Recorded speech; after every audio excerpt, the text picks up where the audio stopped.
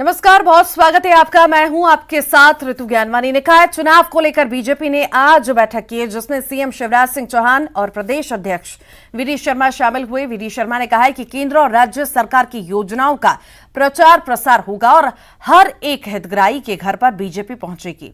निकाय चुनाव को लेकर पार्टी पूरी तरह से तैयार है। एमपी में होने वाले स्थानीय चुनाव को लेकर बीजेपी ने आज विधायकों के साथ बैठक की है। बीजेपी के प्रदेश अध्यक्ष वीडी शर्मा हमारे साथ मौजूद हैं।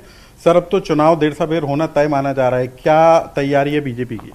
नहीं, चुनाव सुनिश्चित हैं और ग्रामीण निकाय के, नगर निकाय के चुनावों की तैयारी व्यापक तौर पर भारतीय जनता पार्टी ने तो पहले ही शुरू कर दी थी और हमारा कार्यकर्ता तो 365 दिन 24 घंटे तैयारी में रहता है। और भारतीय जनता पार्टी कोई भी चुनाव अपने संगठन तंत्र की मजबूती, हमारे प्रभावी नेतृत्व और माननीय प्रधानमंत्री और मुख्यमंत्री की गरीब कल्याण की योजनाएं हमारे इस चुनाव का सबसे बड़ा जो आधार है।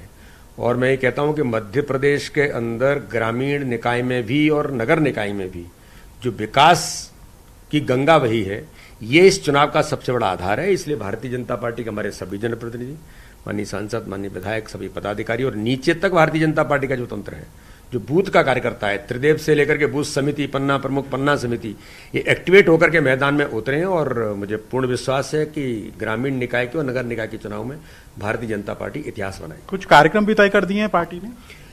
कार्यक्रम तो हमारे सुनिश्चित हैं। हमने सारी चीजें नीचे तक जो हमको करनी चाहिए वो हमारा योजना पहले से ही थी। हमारी सरकार ने भी जो नगरीय निकाय से लेकर के प्रधानमंत्री आवास के अंदर, जिसको मैं कह सकता हूं कि 27 लाख लोगों को प्रधानमंत्री आवास प्लस में फिर अवसर देना, एक बड़ा अचीवमेंट सरकार का।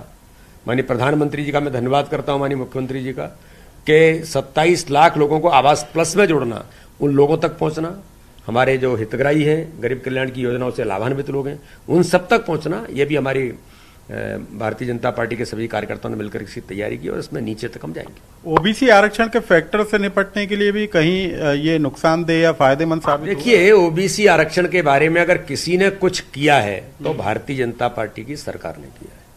ये ओबीसी समाज वर्ग के हमारे सभी मित्र जानते हैं।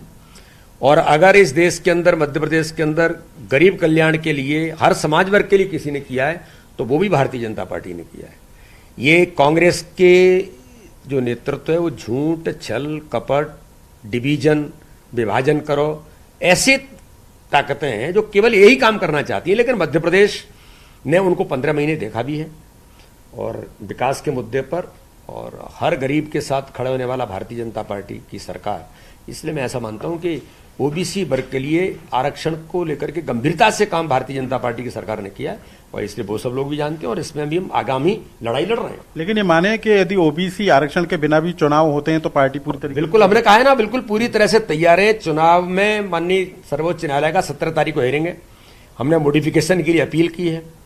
हमने पहले भी कमीशन बनाया, उसकी सारी चीजें कोर्ट के अंदर प्रस्तुत की है। कोर्ट जो आदेश देगा, और हमने तो कहा है कि ओबीसी समाज वर्ग के हमारे सभी कार्यकर्ता, जो योग्य कार्यकर्ता हैं, उन योग्य कार्यकर्ताओं को हम तो 27% से आगे भी ले जाने का प्रयास कर रहे हैं।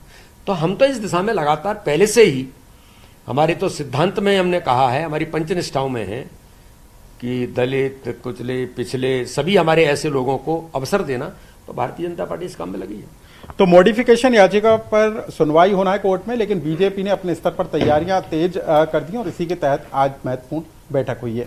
कैमरा पर्सन खिलान के साथ अनुराग श्रीवास्तव, न्यूज़ 18 भोपाल।